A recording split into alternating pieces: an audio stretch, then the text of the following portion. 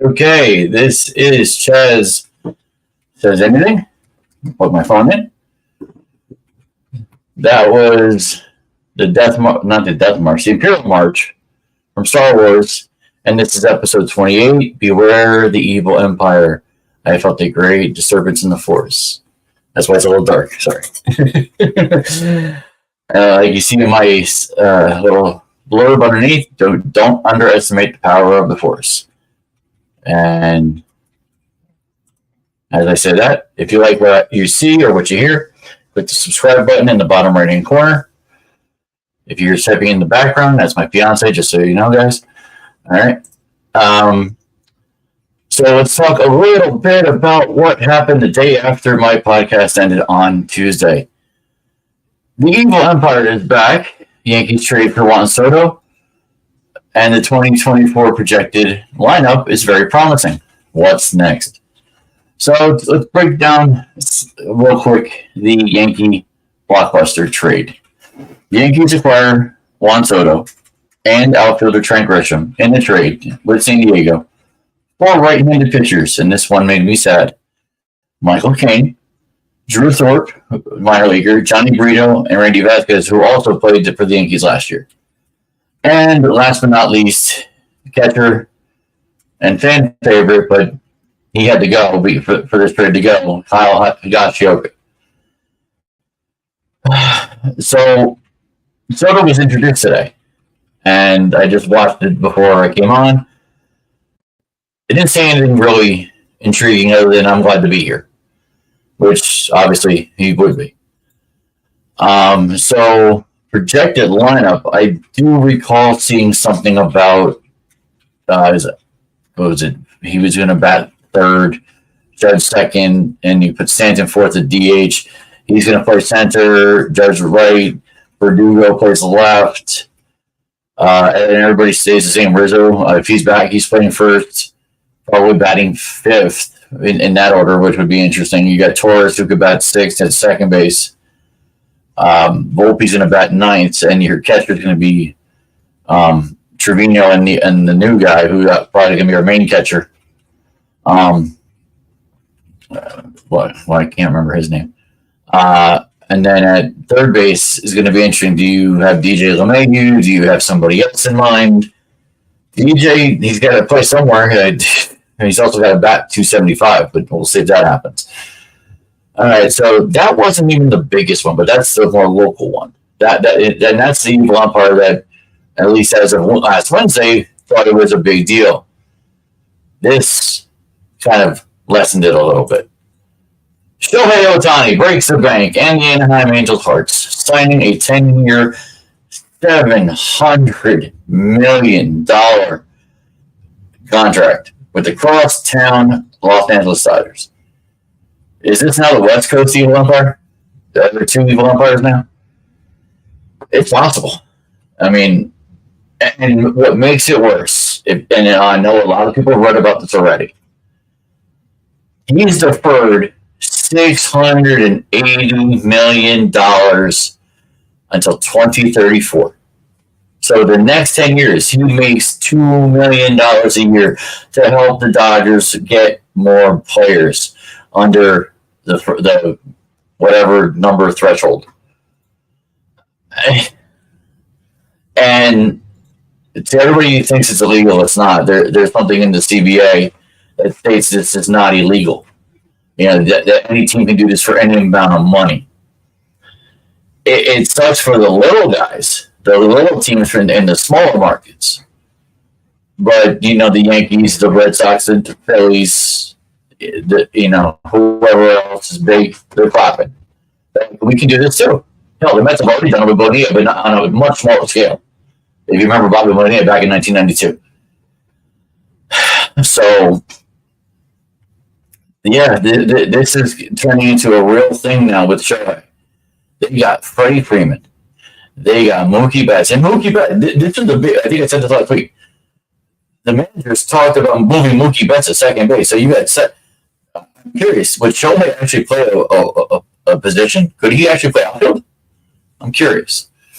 So that's that, I mean, it's definitely going to be interesting. And there's already been postings of where he's going to be, or big 11 places over the next year where he's going to play. He's going to play in Japan. He's going to come to Yankee Stadium. He's going to be in Wrigley Field. There's going to be a whole bunch of different places that he's never played before, or he hasn't done it as a Dodger. Yeah, I think he's going to Korea too. I think that's the first thing. They're going to Korea. All right, what do I have next here? So, really, I clicked it. We're going to be slow again. There we go. The Yankees are being super quiet about today's, which was actually yesterday's, Yamamoto meeting. I know his name somewhere. Yasuhiro, I think it is, Yasuhiro Yamamoto. But we gathered some details from the league sources. I should have wrote this different. I didn't gather it. It was gathered by some reporters. Yeah, they're keeping hush. He still hasn't been signed yet. It's crazy how this guy, like the Mets, the Yankees, the Giants, the Dodgers, all want him. And I'm probably missing a team or two. Probably the Cubs. I think the Cubs are up there. So I tell you, this is baseball starting to really buzz right now. I mean, there's a little bunch of players here and there, but with these two plus Yamamoto, it's making it big. And yes, I'm tired of my Yankee shirt right now. So, all right, let's talk about this Soto deal. So I printed up something that Soto actually, if you didn't know already, Soto amongst the biggest deals that the Yankees have ever made. Okay, so we talked about Soto's. Okay, let's talk about the next one. With Giancarlo Stanton, when Stanton was traded to the Yankees from the Marlins, the Yankees gave up Starlin Castro, Jose Devers, Jorge Guzman back in 2017. Which still had Starlin Castro because I think he was a better player than Torres, honestly. But it is what it is on that one. 2004. Yankees land Alex Rodriguez. And a lot of people don't like that one, but I do. And we didn't lose much. We traded infielder Alfonso Soriano. That actually hurt a little because Sori could play at infield and outfield. And Joaquin Arias. Don't remember him at all. Okay. 1999. So this is during the year we're winning. Who did we trade for? Oh, I think we traded. Nope, this happened February 18th, 1999. No, it was a trade. I apologize. There are people that are traded from the Yankees. So Yankees acquire from the Blue Jays right-handed pitcher Roger Clemens. Yankees gave up Homer Bush, crap favorite, Graham Lloyd, damn good relief pitcher from down under no less too. Excuse me, my chair keeps going down. Sorry about that. Okay. And David Wells was traded back and away from the Yankees to the Blue Jays, which David Wells did not like. But being part of that trade, he had no choice, unfortunately. 1997 gave up a pitcher for a third baseman who in 1998 was the MVP. Any clue? The name? Scott Brocious. We traded for Scott Brocious, and we got back. We gave up Kenny Rogers, not the singer, the left-handed pitcher that went to Texas. He was an A before that. This was a big one that kind of started our winning ways in 1996. So we traded for Tino Martinez, Jim Messier, and Jeff Nelson. Jim Messier and Jeff Nelson, both right-handed relievers. Gave up third baseman Russ Davis, wasn't doing much there. And left-handed pitcher, who he was pretty good back in the day, Sterling Hitchcock. Now remember, December 7th, 1995, you know who we lost that year. And that's why we got Tina. We lost Don Mattingly. Don Mattingly retired. Earlier in 1995, David Cohn was traded to the Yankees from the Blue Jays for Mike Gordon, Jason Jarvis and Marty Jansen, all right-hand relief pitchers. Pretty interesting that we keep trading. We kept trading with the Blue Jays. I don't think that's happening anymore. Even after that Red Sox one this past week, that was kind of weird. Like I said, Verdugo. The arrival of the Warrior. You know the Warrior as Paul O'Neill. So we traded. Now I remember that I wasn't a Yankee fan back then, but I did like Roberto Kelly. Roberto Kelly was given up in this trade for Paul O'Neill. So I didn't like it at first, but Paul O'Neill eventually became a better pickup. Oh, and Joe DeBerry, someone who never made it to the Yankees, was traded to the Yankees too. So, I was a kid. I don't think I was watching baseball at this time. December 5th, 1984. Too bad we never kept this guy. This guy would have been great. It was Ricky Henderson and Burt Bradley giving up and giving it back to the A's. We gave up Tim Burstis, Jay Howell, Stan Javier, Eric Plunk, Jose Rijo. Ricky Henderson, I'll beat everybody on that team that we traded for. Now we're all back to the old days. December 11th, 1959. The Yankees traded for Roger Maris, Joe DeMaestri, and Kent Haley. Well, who did the Yankees give up? Wow. The first two are big. Well, part of their big run, too. Gave up Hank Bauer, right fielder and right-handed pitcher, who is the only man to throw a no-hitter in the World Series. Whoever's watching, you probably know who it is. Don Larson, who commented. Let's see. Chaz Vader. About time he came back, sir, today. Been missing you, buddy. All right, let's go back to my banner. So, yeah, Chaz Vader. You missed the beginning, buddy. There's you gotta have to go back and watch. It's pretty interesting what I was talking about. So that was the making of the Eminem Boys, as they called it, 1959. All right, this is the last one. Curse of the Bambino. Babe Ruth was traded for money. How sad is that? Sad for Boston, anyway. $125,000 he was traded for, plus a $300,000 loan that had to be paid back. Pretty sick. So those are the big Yankee deals. I got to say, very interesting that happened. All right. I got another one, which is kind of oh my God, of course he said this.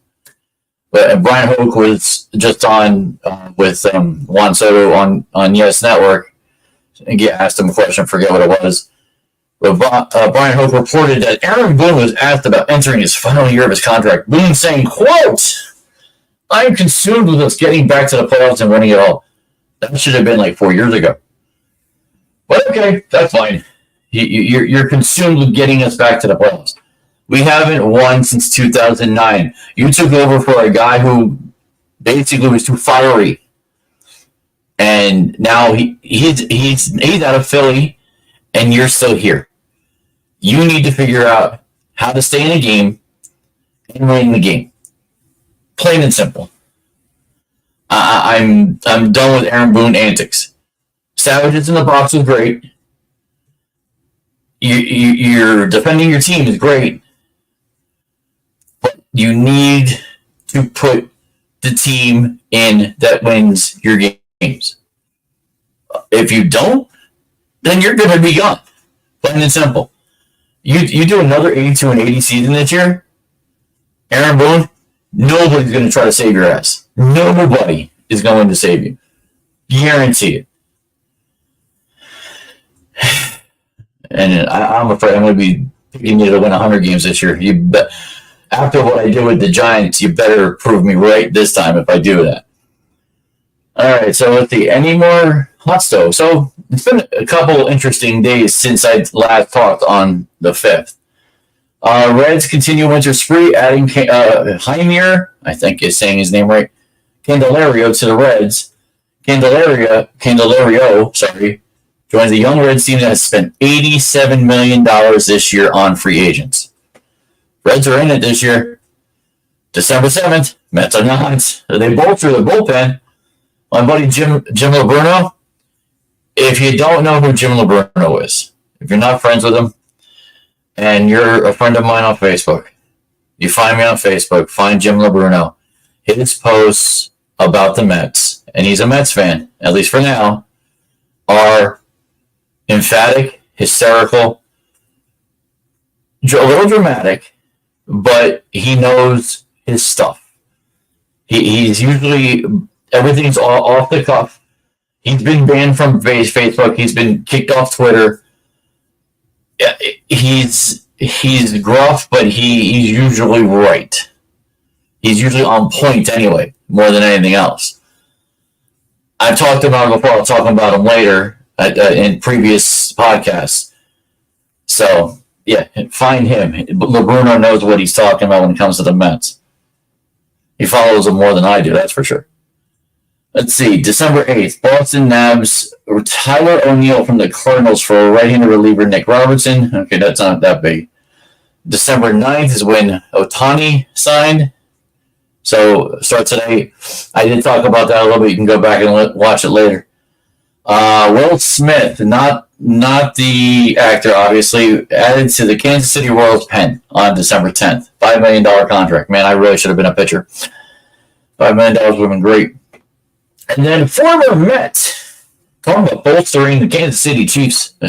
Whoa, we're not talking football yet.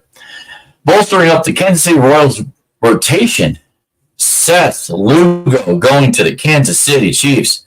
How is Beth going to handle that? Oh my God, Lugo not a Met anymore. She can't yell at him anymore. And you know what he's getting? 3 years, $45 million. $15 million to be a reliever. Man, Hunter, my son, stick with baseball. That will benefit you and maybe me. Anyway, so that's pretty much it for baseball. It's been a little lackluster since Ohtani. Yamamoto, so the next one to drop, once Yamamoto drops, it's a lot of B guys. It's a lot of setting rosters. It's a lot of getting prepped for February. And that's literally after football ends on February, whatever it is, 12th, 13th, 11th. Baseball starts up pretty much a week later. So that's why I love doing this podcast. Is 1 week it's going to be with one thing, another week it's going to be another. We're just going back into it. It's awesome like that. So, sorry today you haven't seen this probably unless you watched the last shows. I am running an NCAA college bowl pool on officepoolstop.com. You need information. Anybody who sees this and watches this and wants to get in, this is the last week. The first game is Saturday. All details I have on an email, on my email. I can just copy, paste, and send it to you.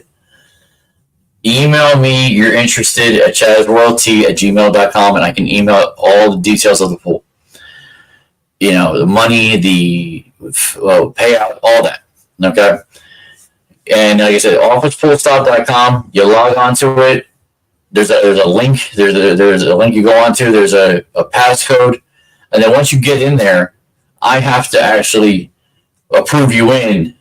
So I have to know who you are that you're getting in. Okay, so be a little detailed on who you are so I know who I'm putting in and I know where I'm getting the money. Okay, and who I'll be giving the money to if you win. It's a different type of pool and it's a different type of website. Might be a better website and I might be moving to this website.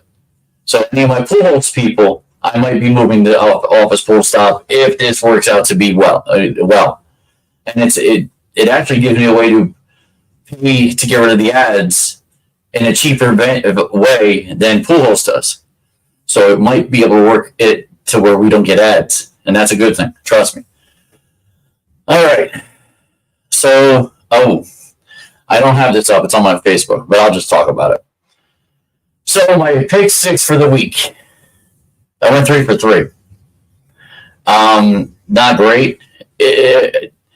For the week, I would. There's 38 players in my pool that I'm in that I run. This is the worst week I've had all season. Week 14 was awful for me. The one caveat: the Giants won. And that was one of my 6 games I got right. I got 6 games right. 5 games. I might have got 5 games right. One of them was the Giants that I picked. But we'll get to that. So, I got to get rid of MLB ticker. There we go. Okay. Game of the week. My God. It's not been a good 2 weeks in my household. It really hasn't. And it's amazing she doesn't want to get on. I mean, she might get a little irate. And you know the she I'm talking about. Game of the week for week 14, Philadelphia at Dallas. Philly gets blown out again. 33-13. Dak Prescott is through 24 for 39 for 271, 2 touchdowns. TDs by Rico Dowdle, CeeDee Lamb, and Michael Gallup. And this Brandon Aubrey kid from Australia, New Zealand, something who never kicked before. Why did they bring him in? He missed the first couple when he first started, but now solid, 4 for 4, made all those extra points. They just dominated Philly. I mean, back-to-back games. I have never seen Philly look this bad in 3 years. It's like they forgot how to play. It's that bad. I mean, they went from brotherly show to love hurts in Philly. The Eagles are on a worse slide than when old people who played Chutes and Ladders. I came up with that. That's not from anybody else. That's me. I thought that was funny. And honestly, I don't know how to explain for them to get out of it. They need to figure. Maybe playing New England, playing Seattle on Monday night will help them to get out of it. Going home won't be a good idea because they go home in 2 weeks and they play us. And I'm not thinking we're going to win, but if they keep playing like this, we have a shot. And I'll get to that game because I got some things to talk about with the Giants. So Thursday game, New England shocks Pittsburgh and most of the betting football world, winning 21-18. Patriots are now 3-10. 3-10. Still, Belichick's probably going to get fired or just leave. Steelers, who were in the hunt, needed this game, and they couldn't do it. Pittsburgh, what is wrong? You were home. It was Thursday night. It's like teams forget to play sometimes. And someone also did that on Monday night. But we'll talk about that. But Pittsburgh, I know at least half a dozen Pittsburgh fans who live in New Jersey. I need explanations. I mean, everybody's silent. There's nothing that a Steeler fan can say right now. I feel bad for the little girl who's the granddaughter of one of these fans I know, who doesn't know any better. That the Steelers suck at 7-6. They suck because they can't beat a Patriot 3-10 team. Nancy, Jay, you know what I'm talking about. Your granddaughter. I hope your team gets better so she sees a better team. That's all I got to say. Okay. The 1 o'clock games. Some real sleepers, I tell you. Even though you see some big scores there, real sleepers. At least until the end of the game. Tampa Bay, end of the game, beats Atlanta. Dude, I picked Atlanta this week. They're home. They should have taken care of this. I know you're going to say something. That's fine. I was so upset that Atlanta lost. I don't understand why Robinson just doesn't get the ball 60 times. I don't understand it. But so they lose. Tampa Bay wins. Tampa Bay's in the hunt now. Actually not even in the hunt. I think they're the number 4 team in the NFC right now. I didn't even do my top 10. Wow, I've been so busy with everything else. I didn't even do a top 10. I'll do a top 10 next week. Oh, let's see. What did Start Today have to say? Bring back. Do I really post this, man? Do you really want me to say this? I'll show it. Everybody, this is what starts today, wants back for Atlanta. Matt Ryan. So is it because you saw Joe Flacco that Matt Ryan might be? I don't know, man. Matt Ryan. I know from Jet fans they didn't want him. So yeah, I don't think that that was a thing. I don't think that's the thing you want. I think you need Dominic Ritter to become better. Like he needs to figure things. Zach Wilson did it. We'll talk about that. But he needs to become better. All right. This game should never have gone to overtime. The Rams, I thought, weren't good. Baltimore, in overtime, at the not the last second, first kick from, or might have been kick, punt return for a touchdown, game over. Baltimore wins, thank God. One of my 5 wins. Chicago beats Detroit. I know they're in Chicago, but Detroit's supposed to be this team that is beating up the NFC North. They're not showing it. They would have dropped on my top 10, I'll tell you right now. Indy gets clobbered by Flacco, and Flacco's in Cleveland. Who's in Cincy? Oh, I forget his name. I think I'm trying to pick him up on my fantasy league. So I need a quarterback that can actually possibly play if Patrick keeps doing his BS that he's doing. I'll get to that too. Cincy dominating Indy 34-14. Cleveland, Joe Flacco beating up on a still in first place Jacksonville Jaguar team.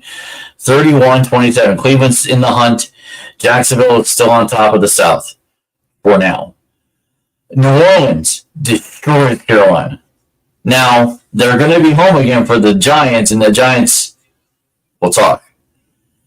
This game shocked the hell out of every player in my pool. I think only 1 or 2 stragglers, I think one of them has won in my pool before, picked the Jets, and pretty high no less too. Jets win 30-6 when I predicted that Houston would win 31-6. Man, did I get that wrong. Something I'm going to start doing, and I'm going to recommend for everybody when they do their picks, is look what the weather is going to be, especially in the north. Some players can't play in the north. Apparently, Houston can't play in the north. They play in a South Dome area. Now, the Jets, for whatever reason, Zach Wilson had his best career game ever in a day where it was dreary, drought, and it was supposed to be windy, and it didn't get windy until the end of the game. Wow. That was a complete game. Defense was loving the fact that he was scoring touchdowns. It was crazy. And it was so crazy that this last game was even crazier and worse than any game probably since 2007. Minnesota, at the end of regulation, kicks a field goal to win in Vegas 3-0. Minnesota pitched a shutout. And I mean a baseball shutout. Good God. All right. Yeah, 1 o'clock was a lot of sleep. I fell asleep on that Jet Houston game. It was like 0-0, if I'm correct, or 6-0. Like the Jets weren't doing anything first half. I zonked out. I woke up at halftime. Okay, 4 p.m. games. San Francisco, thank God. The semblance of sanity that San Francisco is.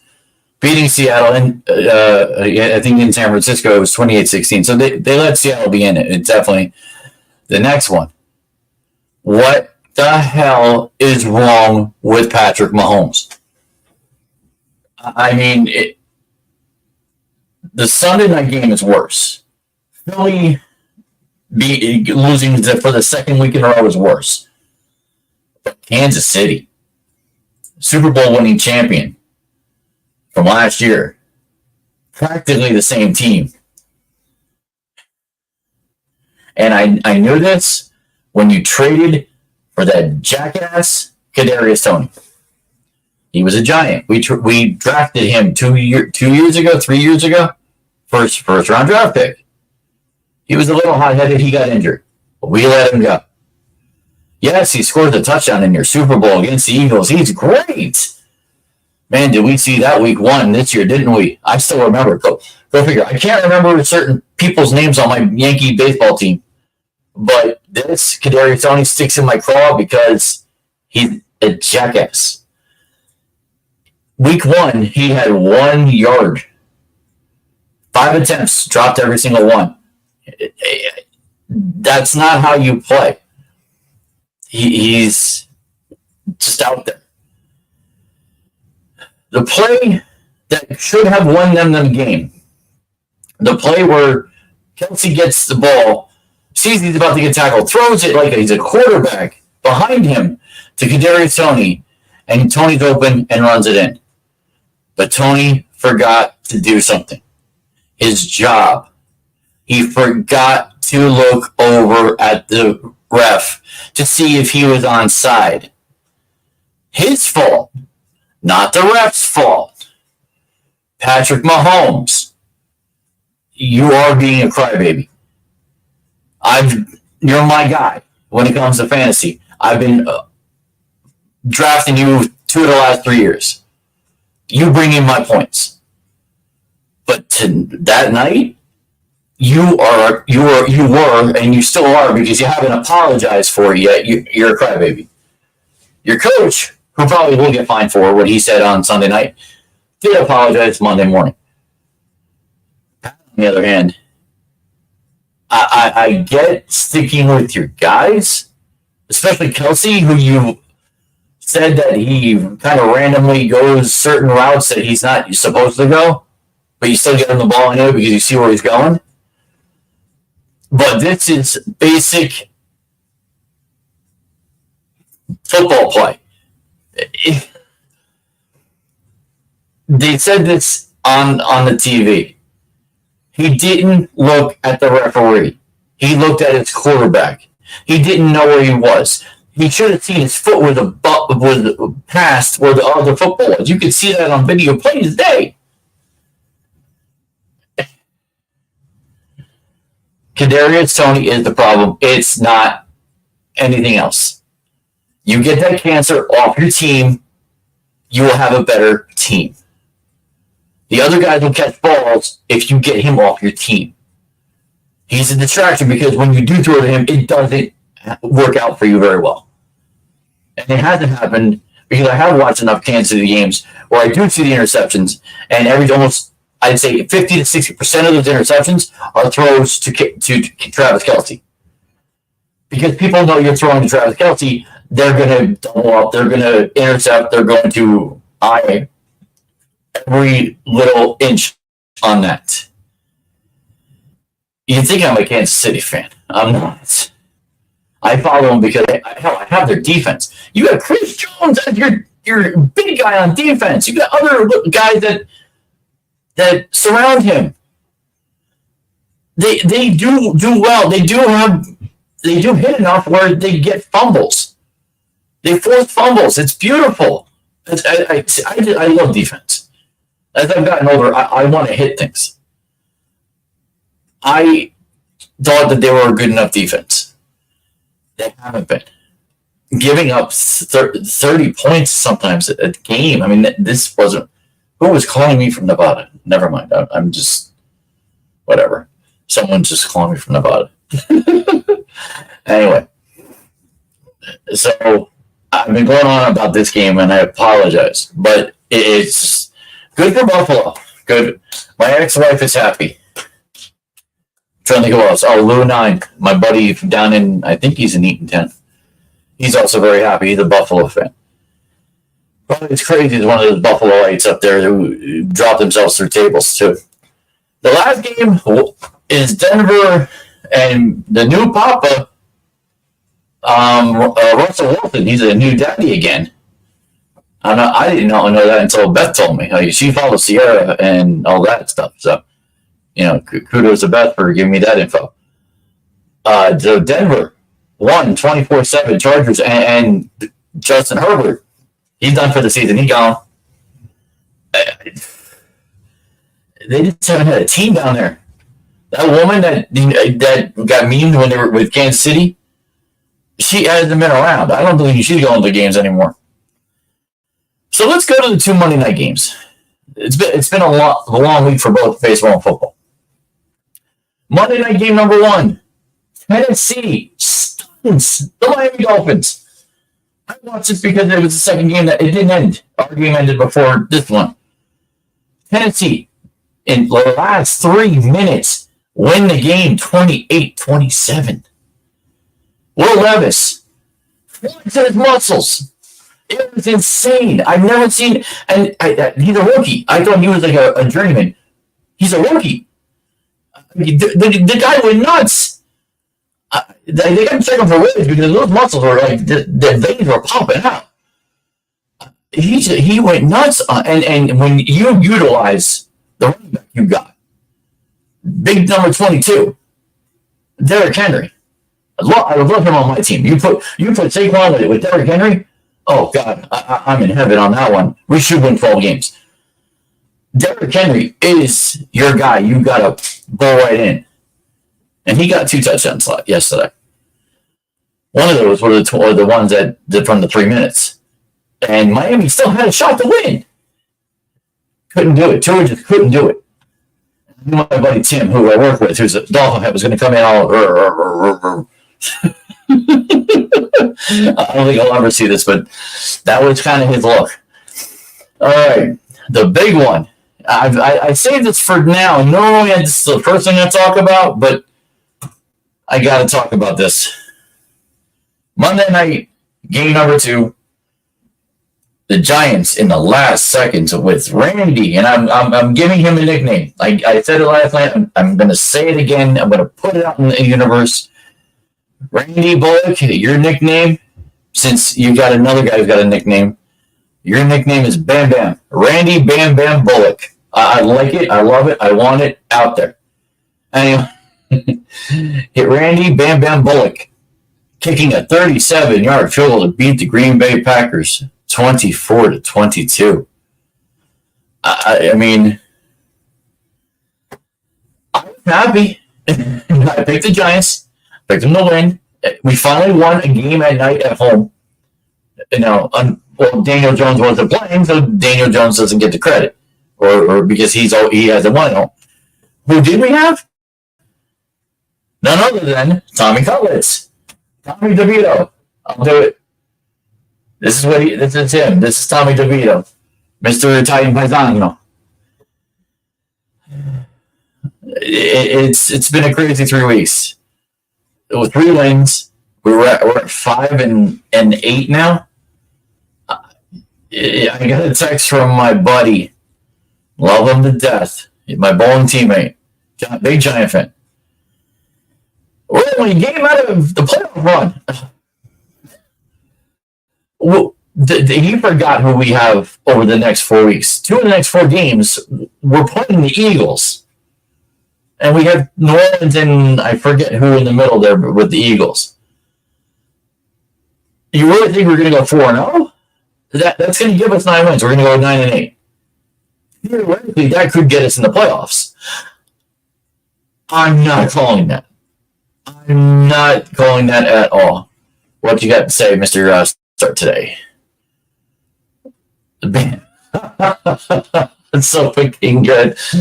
I don't know if he's a Sofa King. He's been a journeyman kicker. The Sofa King is Justin Pugh. That's the Sofa King. Oh, maybe that's what you're talking about. So we got Bam Bam and we got the Sofa King. And that could be an interesting TV show. But let's see, Monday's game. All right. So, I mean, honestly, I'm just happy. It felt good coming to work this morning, knowing that the Giants won, and it felt good with that. Okay, so what's the playoff picture? You know what? Let me see. I could probably go to NFL. let me do this. Let me go to my. I'll go to NFL.com. Let's see if it pulls up right away. Let's go to standings. I'm not going to look at their power rankings because honestly, their power rankings are not my power rankings. So let's see. Let's go to standings for the league. Now, picture this. Picture. Wow, I'm not reading my NFL.com right. Okay. So for the really, this is slow. The leaders in the AFC. So Baltimore is number 1. Miami is 2. Chiefs 3. Jaguars 4. The Browns and the Steelers are 5, 6. The Indianapolis Colts are 7. So that's who's in it right now, with the bubble being the Texans, Broncos, and Bengals, all 7 and 6, with the Bills and the Chargers are 5 and 8. They're done. So Bills, Bengals, Broncos, Texans. I'm going to tell you right now, out of those, I think Houston jumps up. And I think who's going to come down is the Colts or the Steelers. Honestly, I think the Browns are legit. Browns are absolutely legit. The Steelers and Colts, they could drop. And I think the Texans, hell, if the Steelers and Colts drop, and I think they might, the Texans and Broncos go up. So the Broncos and Texans and Broncos could be 6, 7. So that could be interesting. Now, in the NFC, it's a little more interesting. So since the Eagles have lost 2 games in a row now, San Francisco is now number 1. Number 2 is the Cowboys. Number 3 is Detroit. Amazing how Detroit has, they've lost 2 of the last 4, and they're still in the 3rd spot. That's how bad the NFC is. Tampa Bay, the worst team, the NFC South, and start today, you could attest to this because you're a fan of a team in the NFC South, has always had a bad team. The last good team you probably had was New Orleans when Drew Brees was there. Like, you haven't had a good team where they won with a good record. That's got to stop. I don't know how that's happening, how the NFC South can't get 1 or 2 teams that are good. It baffles me. It really does. Like Tampa Bay, they had, that was a couple of years with Mr. Brady. But, yeah, Tampa Bay right now 6 and 7. Not great. That's not. Eagles will beat them in a heartbeat. They're number 5. They go to Tampa Bay, and Philly, would eat them up. Number 6 and 7. The Vikings, who won 3-0. I think they'll stay. I'm curious on how the Joshua Dobbs thing, goes because they took him out of that game. And Packers are 6 and 7. Here's the bubble. Where's these Giants? Giants are 12 at 5 and 8. But like my teammate said, they're 1 game out of in the hunt playoff spot. If the Giants are 6 and 7. They're still not on this list, other than in the hunt or on the bubble, because they wouldn't be better than I'm sorry, they would be better than the Packers because they beat they beat the Packers. Now, the Falcons are 10, Saints are 11, Seahawks 9, Rams 8. I don't see the Rams, but they've also won. I want to say I wish I could see the Falcons, but I don't see them making this. I really don't. Seattle, I think they're done because they lost Geno.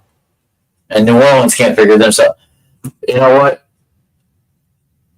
I'm not saying that the Giants are going to go out 4-0, but if they were to go out 4-0, they would make it, and none of those other teams would. I just don't see them beating the Eagles, because then if they win both, okay, theoretically, I'm going to be theoretical here. If the Giants were to win both, that means the Eagles will lose 2 more games. That puts them at 10 and 5. So the Eagles don't lose. This is crazy. The Eagles don't lose their spot. They can never lose that 5 spot because of how many games they've already won.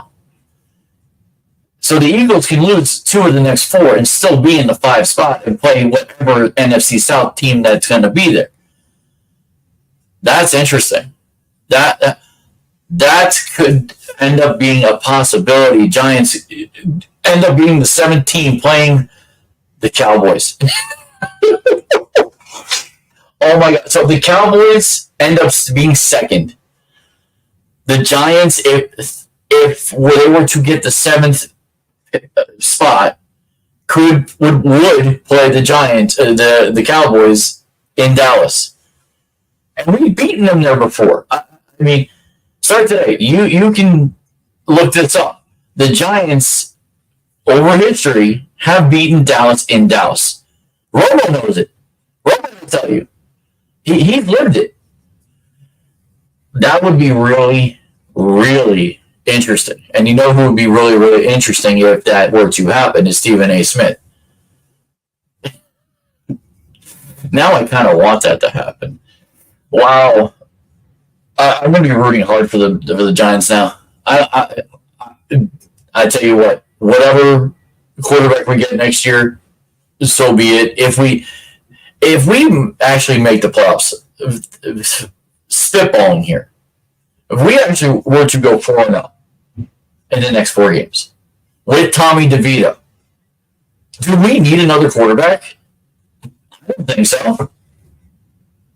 Well, I mean, the agent, I'm not sure if you guys have seen the agent. Last night, I looked this dude up today. He's been all over social media today. It was said that he said he doesn't know what the Giants think about Tommy long term, but he'd be okay with anything long term that he can get his client. Wouldn't that be interesting? And Daniel Jones still has a contract, 3 years left after this year. Although we can drop him after next year, supposedly. This is going to get real interesting. Okay. My pool that I run. So, pool hosts, week 14 results. First place won flat out by 40 points. He had 184 points.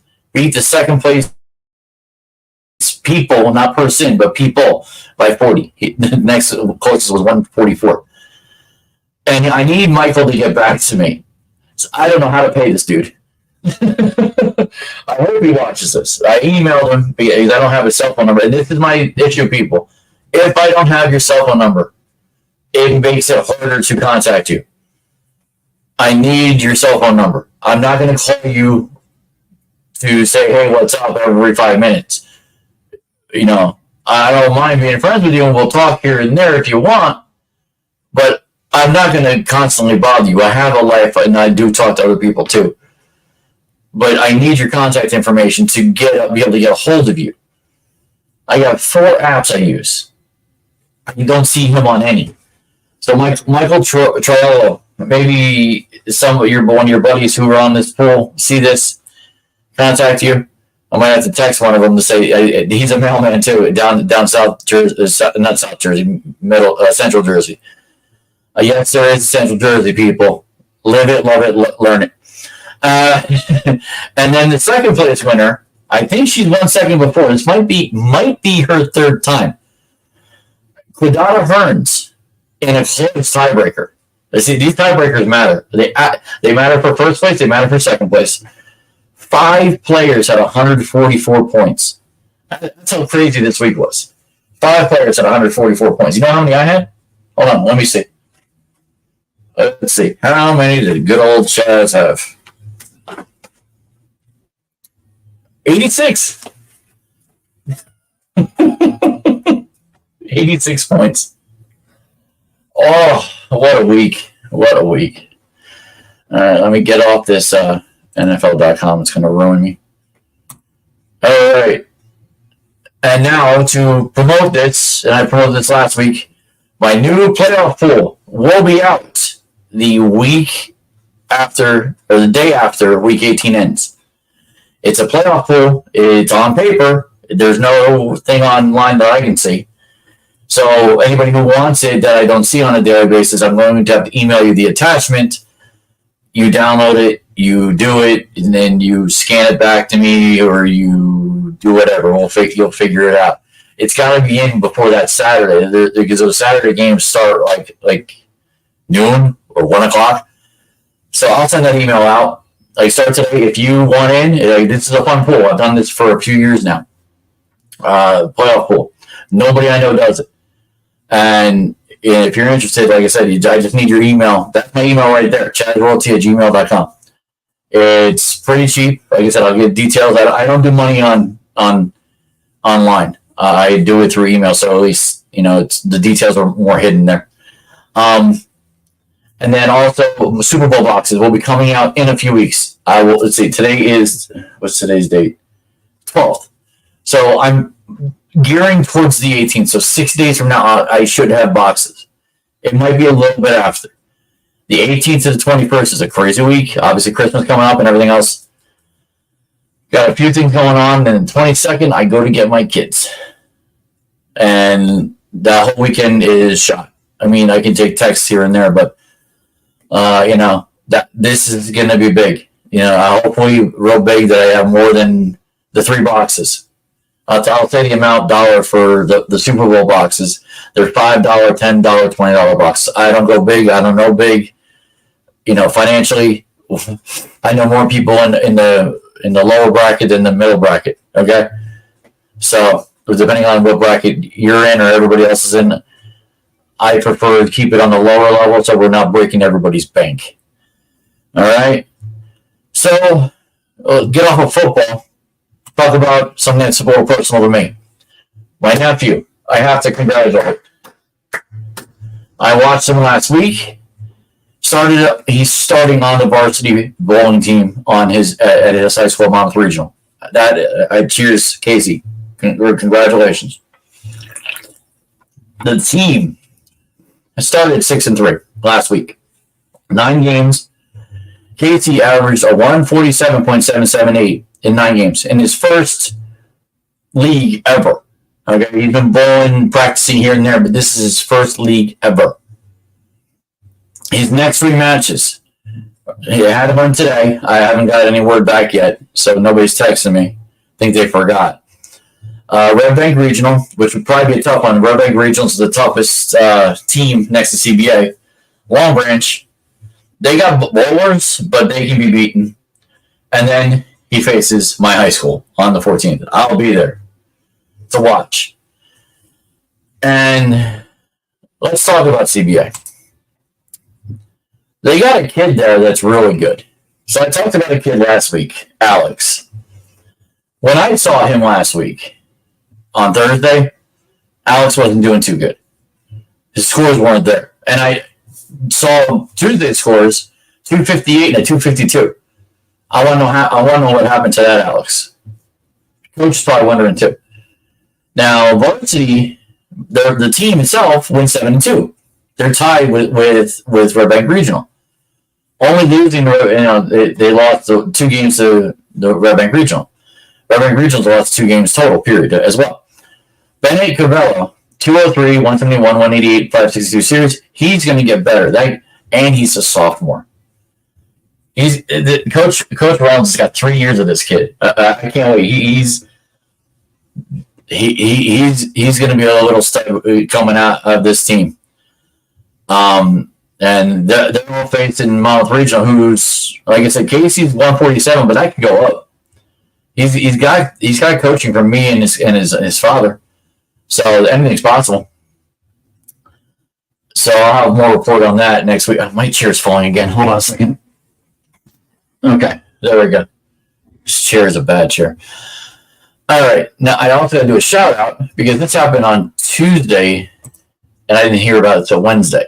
Couldn't do anything about it until Wednesday. Shout out to Middletown South's Caitlin. Well, and I'm not going to chop this one.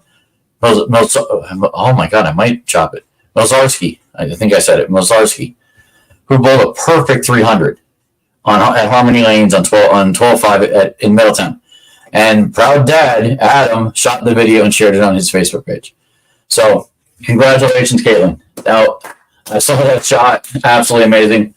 Her first one, unfortunately, it's not USBC sanctioned, but she'll always have it. That's a really cool thing.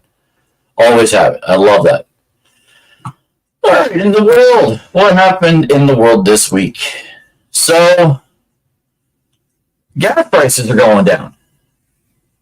Article from, let's see if I can find it. Article. Asbury Park, not suffering to the TJ Witch. Sports headlines. I might have to skip this one. I had this and I don't see it now. Yeah, I'll skip it. So I don't see it. I'd like to talk about it, but hopefully wherever you're at, start today, gas prices are going down. I will say by us, Middlesex County, it's going. I've seen it go down. I've seen it around 319. Other places it's 320, 25. So it is going down, and I'm glad that the Asbury Park Press is actually talking about it. All right, so this one I do have. And this one I want to talk about. The legend of Tommy DeVito Gross. The finger pinch. Agent Sean Stellato, that's who I was talking about. And Mom's Tommy Cutlets from The Athletic by Charlotte Carroll. So 2 weeks ago, someone asked New York Giants quarterback Tommy DeVito about the hand gesture. The pinch fingers, the one that is so easily identifiable as Italian. It doesn't quite have a name, but you know it when you see it. It has been the talk of New York since DeVito took the reins of the Giants. And she even tweeted, Tommy DeVito on dad and agent celebrations. It's good for business. That's funny. It's good for business. The Jets have become part of a growing DeVito legend. As for the vibe, he's changing the one in New York. The Giants have gone from a team on the brink of meltdown to one that is suddenly has hope. And DeVito is hard to be responsible. That's true. This is what I am saying. You can't now really think that you're going to go get another quarterback if you have one that's developing so well in front of you. You can't be mad that we're winning if you want to lose and get a quarterback that isn't necessarily trained yet. This is it. You're seeing what they brought in. This is right now Joe Shane's greatest accomplishment is Tommy DeVito. I love someone to prove me wrong that he's not the greatest accomplishment. He has to be. I mean, she writes, an almost overnight sensation. He's a local kid who played at Don Bosco Prep in suiting up for his hometown and a hometown team and helping their faint playoff hopes alive. Yeah, Ricardo must have read that.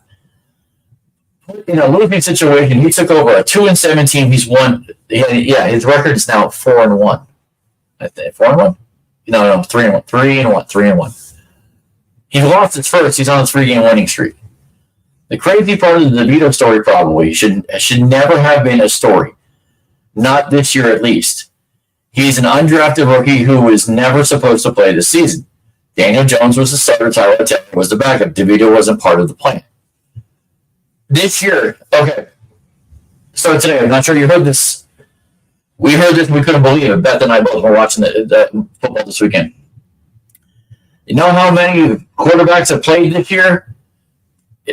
How many quarterbacks total, including ones that have gone down?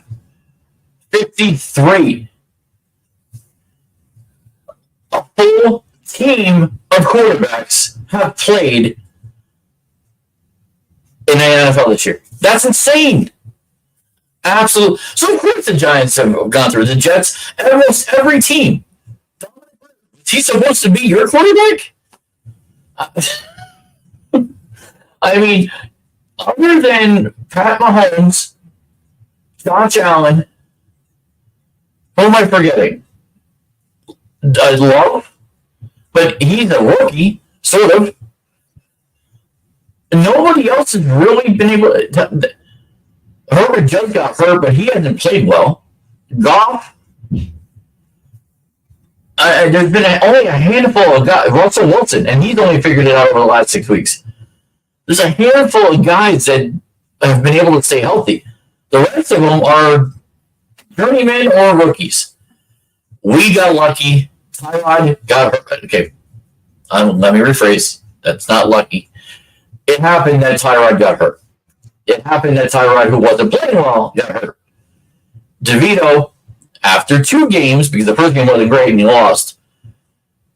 And remember, in that game that he came in for DeVito, for Tyrod, they didn't let him throw. I remember that game like it was yesterday.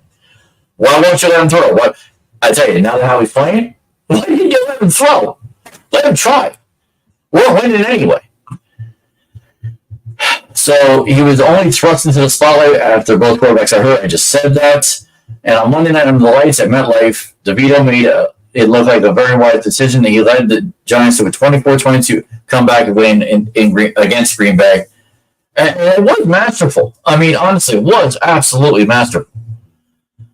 So,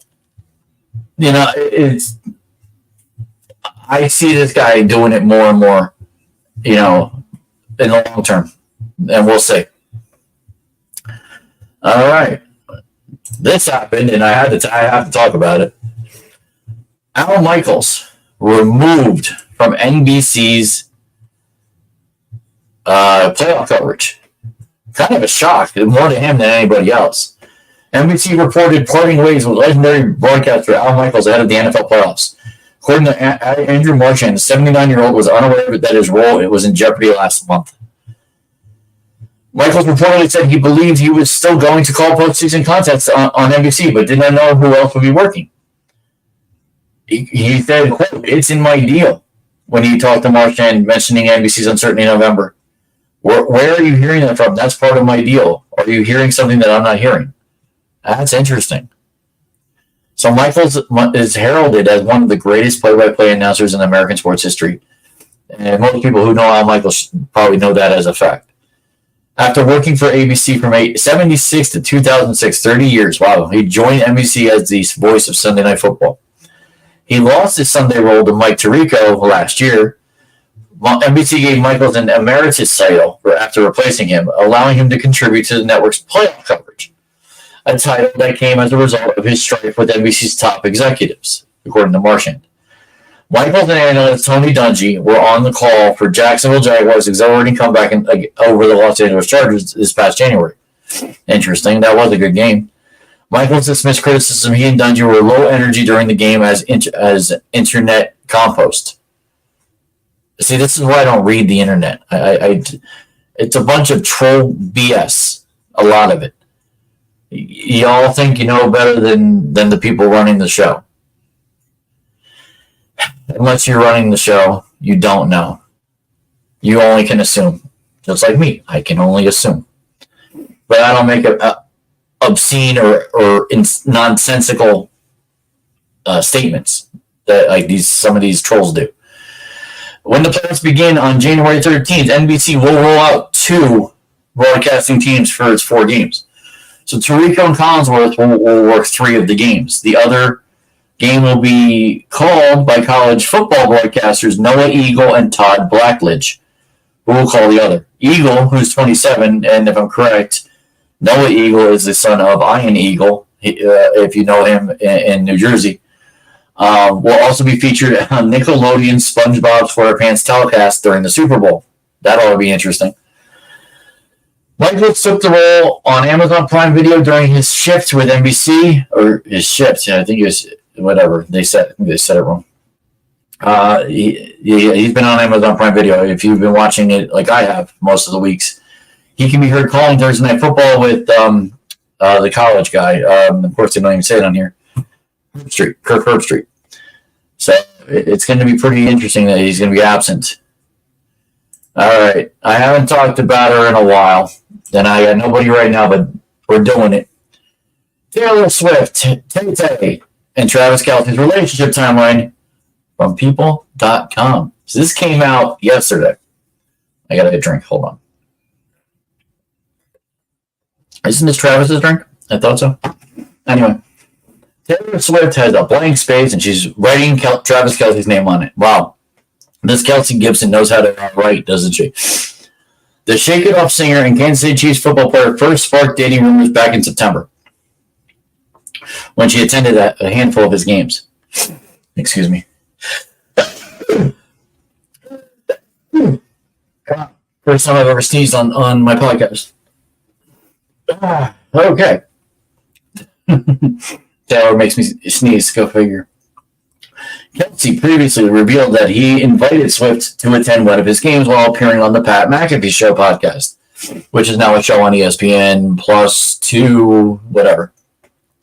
Teasing that he threw the ball in her court after seeing her perform at Arrowhead Stadium back at her Eras tour in July. The two confirmed their romance in October as they stepped out holding hands on Saturday Night Live's after party. A source told People the pair are still in the super early days of their super early. Okay, let's just say they've been dating a few months. I mean, to put these words to it is just weird. But they're having fun. They're just hanging out. There's no pressure. The source said. Okay, so July 8th, 2023, Travis attends her tour date at Arrowhead Stadium. July 26th, Travis reveals he tried to give her the phone number. I'm guessing that was on his podcast, but that was on his podcast, his New Heights podcast with his brother. September 14th, 2023, Jason Kelce plays coy about Travis Kelce and Taylor Swift dating on his podcast. Oh, no, Jason. I don't. I see. I'm reading it too fast. Jason Kelce plays coy. It was during an Amazon after show. The Eagles had just won. They had Kelce. They had Hurts. And one of I think it was Tony Gonzalez, did a question for his daughter. And Jason was really, he didn't want to say anything, but he said something. September 16th, ESPN references Taylor Swift and Travis Kelce's report. So during ESPN SportsCenter, reporter Adam Schefter alluded to Kelce and Swift dating rumors as he discussed the player with anchor Kevin Negandhi by playfully using Swift's song titles. So it was said, quote, clearly Travis Kelce at this point in time is trying to shake it off and get back out there. He knows how much he's needed and that he's the man. And then said it was a little bit of a cruel summer for Travis Kelce with that knee injury, but he can still see the daylight, Kevin, he continued. He looks like he's ready for it, and Travis is now tracking to play on Sunday against the Jacksonville Jaguars despite the fact that he was limited. Yeah, Mr. Schefter trying to be hip because if you know Adam Schefter at all, and he's in the know with football. Did you know his daughter is also doing this on Nickelodeon? The only reason I've seen it is because the boys watch this Nickelodeon stuff, and I do tend to watch it. It's got Nate Burleson from CBS and CBS This Morning, and he does the football on CBS. Let's see, September 17th, Travis Kelce laps off Taylor Swift commentary. September 19th, Travis talks about dating deal breakers on Let's Be Honest with Kristen Cavallari. I don't think I follow her. Jason Kelce jokes Travis Kelce and Taylor Swift dating rumors are 100% true. That was up the next day. Probably on their podcast. No, WIP. 94 WIP in Philadelphia. A good listen if you're in the area. They may talk about Eagles a lot, or Phillies, or Flyers, or 76ers, but they're good to listen to. And they're as good as New York. And I've listened to a lot of New York, but they're definitely good down there. I'd recommend listening to them just to listen. They're very interesting. September 21st, Travis Kelce sets a record straight on asking Taylor Swift out. The 24th, I think this was the day I started putting her on my podcast. Taylor Swift attends Travis Kelce game. Oh my God, I remember my Facebook that day. If we go back to September 24th, it's all about Taylor Swift. People were blowing me up. September. This goes on all September, October. She do anything on my birthday? Let's see, October. No, but October 6th, she does two things. Travis Kelce's mom, Donna, talks about hanging out with Taylor. Travis Kelce says he's on top of the world amid Taylor Swift romance. Let's see, anything different? She attended SNL. Another date night. Kelce at the game. Kelce in on an Instagram photo where she's kissing him on the cheek, and she's standing next to McCall Hardman Jr. and his girlfriend I'm screwing her name. Maybe it's Mariah, but it's wow. It's like Charlie, but with a Mariah in it. Gordon. Wow, that's a hard name. Turning more serious on October 27th. Taylor likes a People post about Travis. A source tells People Travis Kelce plans to attend Taylor Swift's Eras Tour movie. After Swift's concert was postponed due to weather, Swift and Kelce stepped out on a date night in Argentina. Kelce said somebody's playing Cupid to get Taylor's attention. Okay. The holiday party, December 1st. Taylor Swift at the Packer game, December 3rd. She talked about her relationship with Travis. Taylor talks about her relationship with Travis for the first time. Oh, for times 2023 Person Year, she gave a candid interview. That's why. I didn't read it, so I knew nothing of it. She supports, okay, December 10th, supports Travis at Kansas City Chiefs game. They lost that game.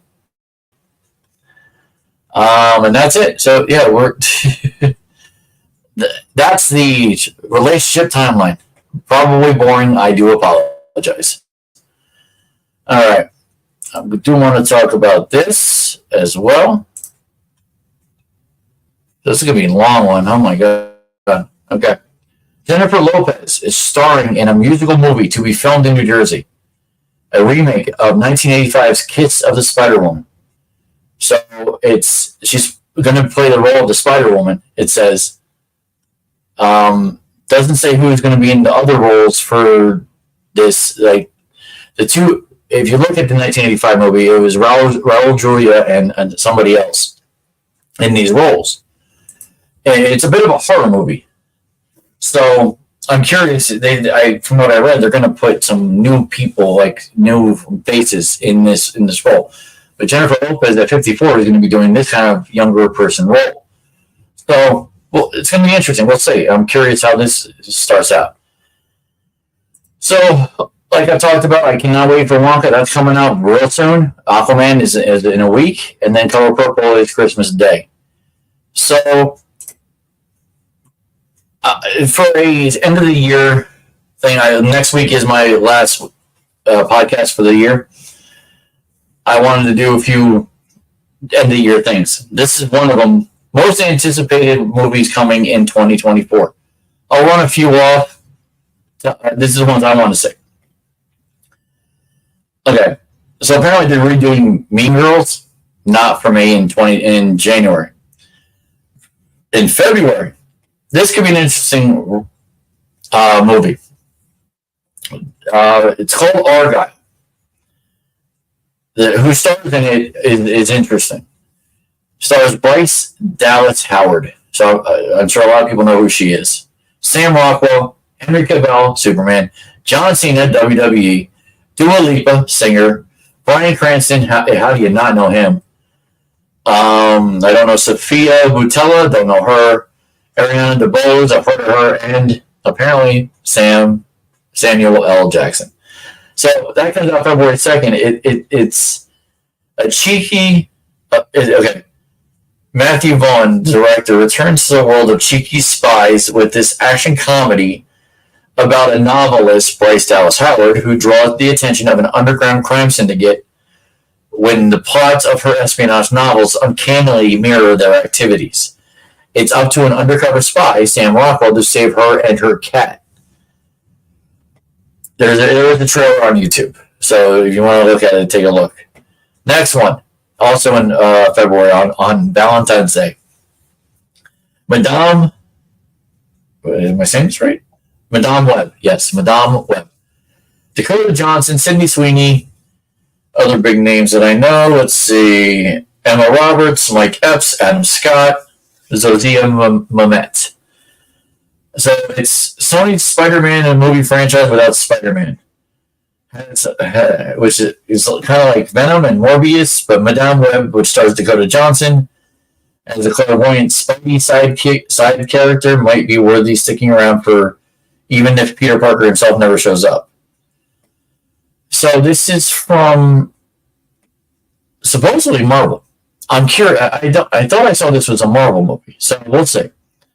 Now, March, I can't wait for this. I saw the first one, especially the remake of the first one. Dune Part 2. Okay, Dune Part 2. If you didn't see Dune, the first one, watch it. It's worth the watch for this. Dune Part 2, March 1st, 2024. It's the first installment of date release HBO Max initially, but put this sequel into question. Oh, they're just talking about with HBO Max and whatnot. So this is coming out more than likely in the theater on March 1st. It's Timothy Chalamet, Zendaya, Rebecca Ferguson, Javier Bardem, Josh Brolin, Stellan Skarsgård. The list goes on and on. I think Dave Bautista's in it too, if you know him from WWE. For kids, if you got kids, and you've seen the first three of these, you might want to see the fourth one. Kung Fu Panda 4 with Jack Black, Angelina Jolie, Jackie Chan, Seth Rogen, Lucy Liu, Dustin Hoffman, and David Cross. They're all back for Kung Fu Panda 4. That's going to be interesting. I just saw this last week or the week before. The new Ghostbusters that came out with those kids. And it was really good. Like, it was on point. You were following it. I thought it was going to be crap. I was wrong. I was absolutely wrong with the Ghostbusters, the new Ghostbusters. They're coming out with a new one. In 2024, Ghostbusters, Frozen Empire, Carrie Coon, Paul Rudd, McKenna Grace, and if I'm correct, McKenna Grace is the girl from Sheldon, young Sheldon. Finn Wolfhard, Kumail Nanjiani. He's a funny comedian. And Patton Oswalt. So that's going to be interesting. So that's where I was also on YouTube. Mickey 17. Okay, you got some interesting players who are starring. Robert Pattinson, Toni Collette, Mark Ruffalo. So that could be interesting. Mickey 17 coming out in March. In April, probably not something I'm going to watch, but I know many of you might. Godzilla times whatever the X is, Kong, the New Empire. Anybody in it that's actually Rebecca Hall and Brian Tyree Henry are the only two I know actor-wise. Okay, also coming out, Challengers. I saw this in the last time I went to the theater. I saw this in the previews. It's Zendaya, Josh O'Connor, and Mike Face. It has to do with. It headlines the latest film from Luca somebody, which centered on the relationship between a tennis prodigy turned coach in Zendaya, the struggling former champion who was her husband, Michael Feist, and his former best friend, Josh O'Connor, who also happens to be her ex-boyfriend. It's a bit of a drama, but it looks interesting. The Fall Guy with Ryan Gosling and Emily Blunt, that could be interesting. I thought it was the Fall Guy from the TV show from back in the 80s. I don't think it is. But Emily Blunt's in it, so that could be interesting. A movie directed by John Krasinski.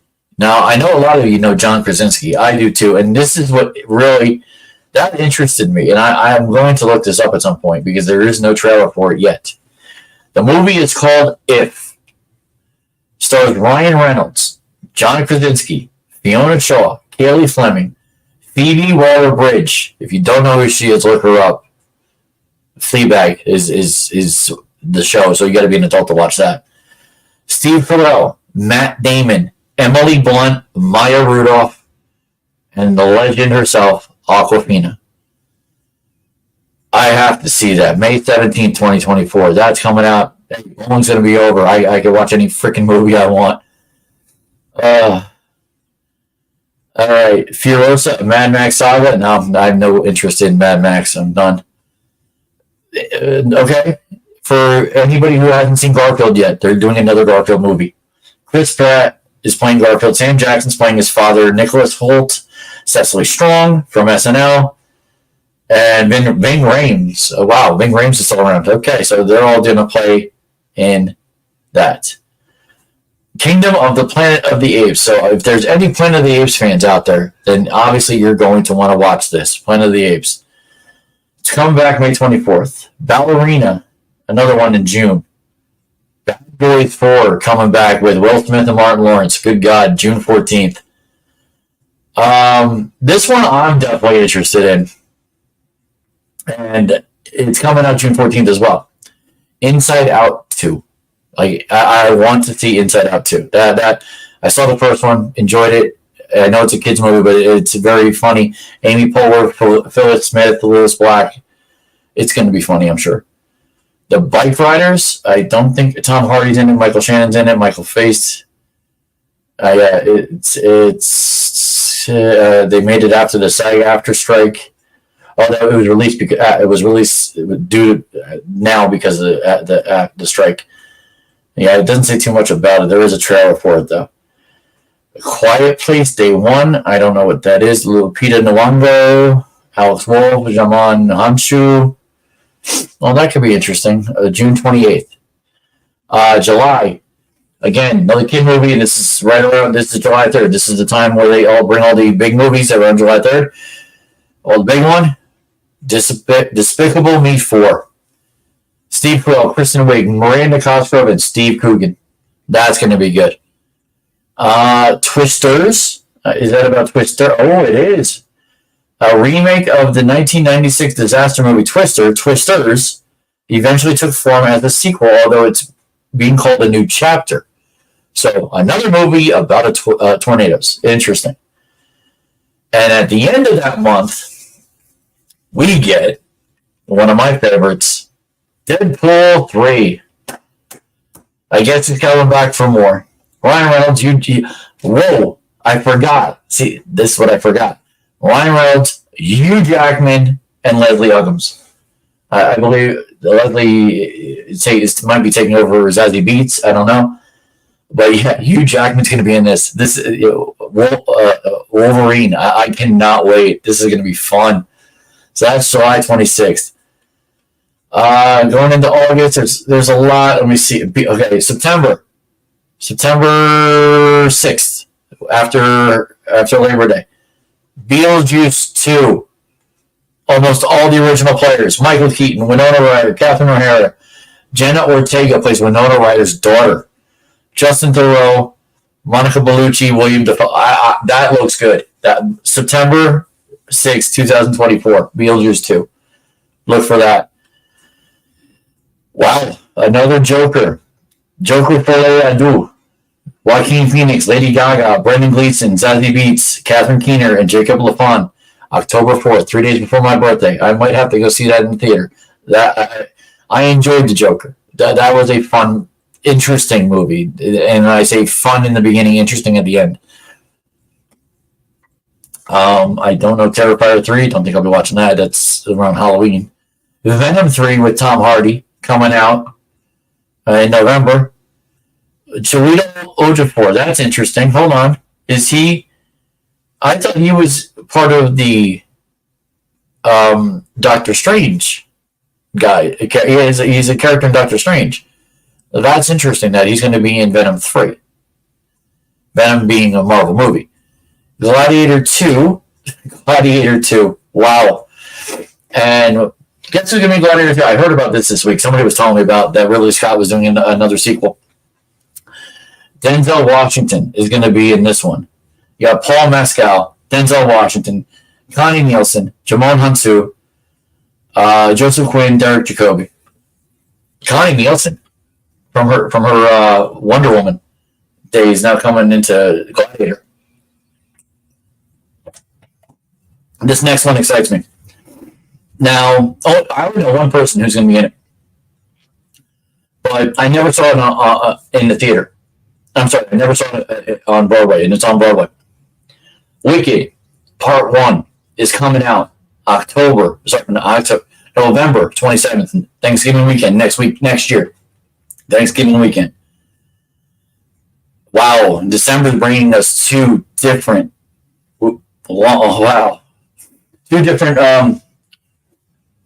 movies. The Karate Kid. Don't lose in it. They're saying it has to do with the Cobra Kai series on Netflix. So it's the director and the stars are to be announced. Well, it's so far away. It's next December. But they're slated for December 13th, 2024. So literally 365 days away. Also on December 13th, another edition of the Lord of the Rings. Give me a break, Lord of the Rings. And then they're doing a Mufasa movie for next year, next December, and a Sonic the Hedgehog 3. That's all the movies. That's crazy. That's all the movies. So that's a lot of movies. So if this might be one of my better segments with all the movies for next year. I can't wait for a lot of them. I'm going to be anticipating a lot of them. And again, for my friend Jim Labrunno, coming soon in April, actually, he's going to be starting his own media outlet, Emotionally Damaged Sports Media. He's already prepping. If you're a friend of his on Facebook, he's already prepping this because he's already talking about how emotionally damaged he is being a Mets fan. So it's good. This is going to start pretty interesting, I got to say. And then if I have any part of it, this will be interesting too. All right, so let's football real quick. Next week, Thursday Night Football. This is probably the worst Thursday Night Football of the year. If you watch it, you're blessed. I will probably watch it at the bowling alley for like 10 minutes, and then I'm going to bowl. By the way, to my bowling friends, Wednesday night, we bowled really well. I bowled a 725 series. Yay me. Then 600 next day, but we took 9 points. Very good. Paving. We did very well. So we're going to be going in tomorrow, same thing. Bowling. So, but yeah, my bowling will be more interesting than watching this game because I'm already going to call it. Raiders win this game because they got embarrassed last week. The Raiders will win this game 9-6. Okay? Now, don't forget, and now Pool Holes has changed this, thankfully. 3 Saturday games next week. Make sure you remember that when you're picking your picks, if you're picking your picks. One day early will make a difference. Trust me. I've seen it happen many times. Players aren't ready. Players are tired early. It can happen. So Minnesota at Cincinnati. Pittsburgh at Indianapolis, Denver at Detroit. Pick wisely. They're all on the NFL Network.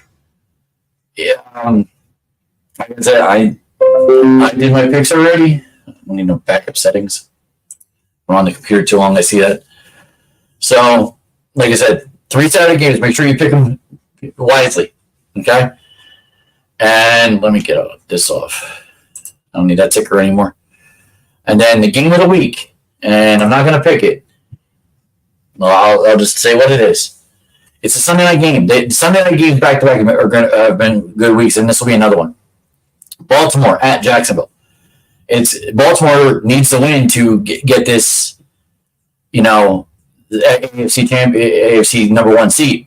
Jacksonville could spoil that whole thing. And they're home, and they've lost a couple in the last 3 games.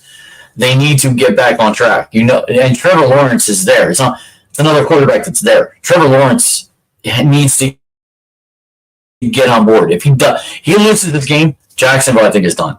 Even if they make the playoffs, they're done. All right, so that's pretty much the end. Like I said, I'm gonna go back to this real quick to show you guys. Okay, so like I said, I'm running a college pool. It starts Saturday. So I need all the picks in on this site, officepoolstop.com, by Saturday morning at 11 a.m. First game is 11 a.m. on Saturday. I have all the details. I'm looking at my email right now. Nobody's emailed me yet. No, nobody's signed up yet. I have 7, technically 8, because 1 is on paper, which has to be put onto the website. So get in. It's going to be fun. The details for how much it is and for how much and what the payouts are on my email. I will email it to you.